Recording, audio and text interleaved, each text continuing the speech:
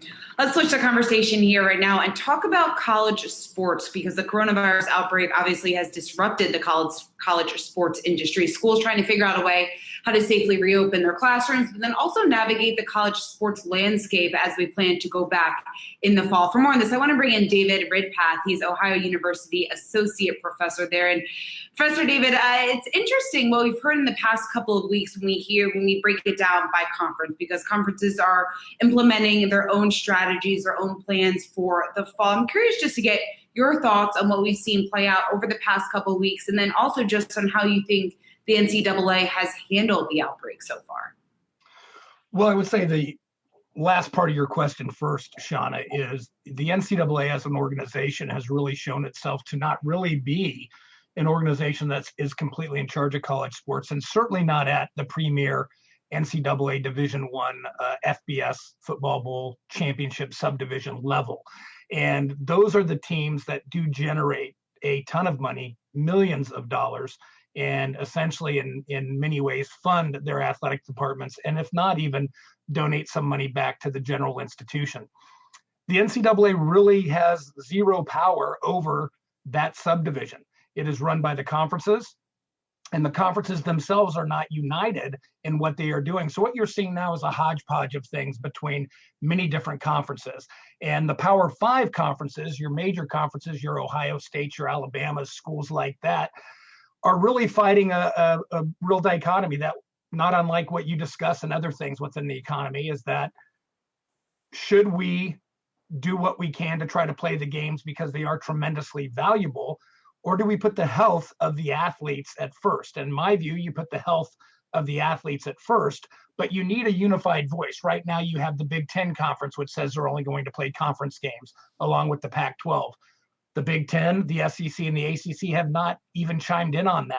And while many athletic administrators and college presidents are saying that the athlete's health is paramount, my fear, Shauna, is that the concern is more about revenue generation. And I can tell you this: no athletic director, president, or board of trustee member wants a very sick athlete, or God forbid, a dead athlete on their conscience. Because I will tell you, if the football season starts and one athlete dies because of COVID-19, it will shut down, and it will shut down for a year. So what I do believe the industry has to do now is to go to plan B or C. And that might be announcing what I would like to say immediately and say, we are not going to even consider playing football until November 1st. That buys time. You have some time to potentially plan for that. Or come out and say we will have a shortened spring season and at least have some football to be able to, generate some revenue, certainly give our athletes a chance to compete, and those that have a chance to be, right, showcased for future professional opportunities, and also the spectacle that it is. But we cannot risk anyone's life. I know that life has a lot of risk, but this is one that's very preventable, and we should not rush this. And so, David, maybe switching gears just a little bit beyond football and thinking about the role of the athletic department in the university. When we spoke a couple months ago, we were talking about a few programs being shut down in a few schools. That has obviously accelerated and spread. It's gone to major, well-endowed universities. And I'm just wondering, do you think the role that athletics play in forming an identity for university is going to change going forward? I mean, when you lose a program, it's hard to bring that back. And I think the last couple decades of university brand building have been around what our athletics teams do. That's how you bring students who wouldn't normally come to the university into the student body, so on and so forth. And it seems like we're on a path here for a much smaller role that athletics play within building, the fabric of anyone's school. Well, I think it's interesting, Miles, that you say that, because while that is the prevailing wisdom, research actually counters that quite a bit. To be honest with you, even at a school like Ohio State, now you're talking 65,000 students, the bulk of the students that are going to Ohio State, athletics is not a significant reason. It might bring in some, and it certainly does. I don't want to minimize that. But I do think that universities have kind of died on that hill, for lack of a better descriptor. And by doing that, by pumping in so much money into programs, certainly at the level Ohio University plays at, and you're essentially having a loss leader and losing a lot economically, And now you find yourself in a position where, boy, we were already in debt because of this. And now look what's happened. What are we going to do now? And I've always said you don't have to cut sports. You need to just adjust your budget. You're all finance experts, right? And if your expenses go up, you can cut expenses, or you can certainly spend more. But you should try to cut expenses. And that's one thing we do very poorly in college sports. So we kind of died on that hill of brand building, and we spent so much money, and our expenses far outpaced our revenues, even at schools like Stanford. And then they find themselves in a position of, well, what do we do? And by dropping those sports that some would call non-revenue or Olympic sports, Miles, honestly, you're causing a couple of things that maybe you don't think would happen. One is you are alienating a lot of alumni.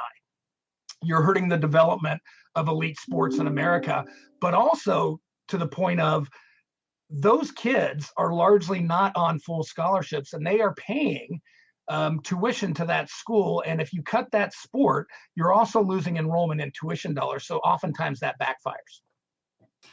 David, there's this other debate that has kind of been in the background even pre-COVID, which is with college athletes, should they be treated as amateurs or professionals? And you've got some universities who've come forward and said things are just not safe enough for our students to return. We're going to have mostly online classes, and yet they're still looking at potentially playing some of these football games. And what does that say from a perception standpoint? But I'm wondering how this changes the debate, because at that point, these universities are exposed, right, to say essentially this is a revenue driver and this is a professional sport, and yet we just don't want to pay our athletes. Well, I think every argument against amateurism and whether these are actually professional athletes is almost dead anyways.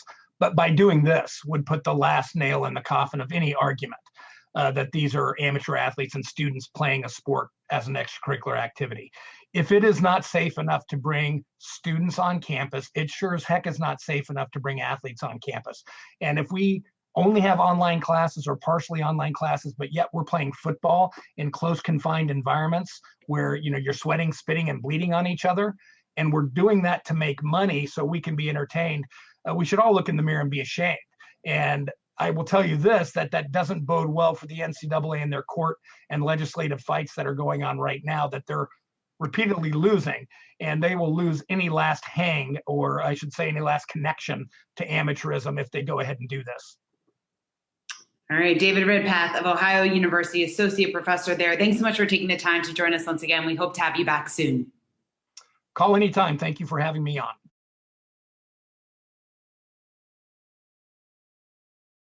Hey investors, Zach Guzman here. Are you interested in learning more about the markets and getting the latest financial news? Well, then click right here to subscribe to our Yahoo Finance YouTube channel. Get the latest up-to-the-minute market analysis, big interviews in the world of finance, and information on how to manage your money every day wherever you are.